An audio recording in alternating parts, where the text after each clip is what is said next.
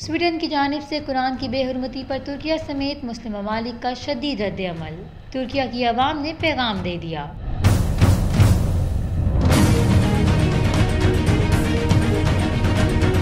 कुरान की बेहुरमती किसी सूरत कबूल नहीं की जाएगी। स्वीडन अपने हमाकत अमेज अजाइम को काबू में रखे। इस सिलसिले में इस्तांबुल और अंकारा में हजारों अफराद ने कुरान करीम की हुर्मत के लिए हर मुमकिन कदम उठाने की अज़म का इजहार किया। मुजाहिरीन ने हाथों में प्ले कार्ड्स भी उठा रखे थे, जिनमें स्वीडन की मजम्मत के साथ साथ रासमस पालुदान के खिलाफ कानूनी कार्रवाई का मुतालबा भी किया गया। इस मौका पर स्वीडन का परचम भी नजर आतिश किया गया। पाकिस्तान, सऊदी अरब, ईरान, कतर समेत दुनिया भर में अवामी सतह पर बड़े बड़े एहतजाज और मुजाहरे भी किए गए।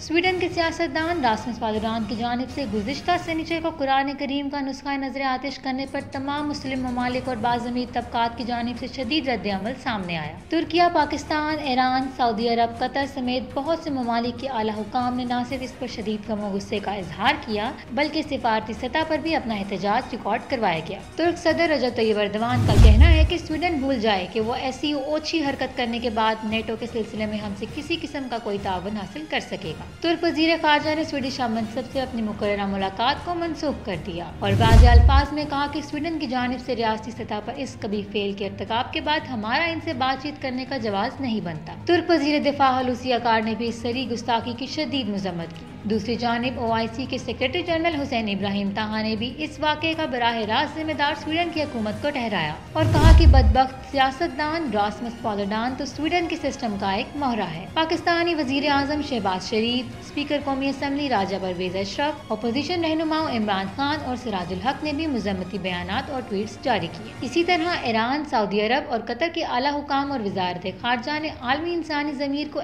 ऐसी गुस्ताखाना कार्रवाइयों और 2 अरब मुसलमानों के दिल आज़ारी के खिलाफ बेदार होने का पैगाम दिया।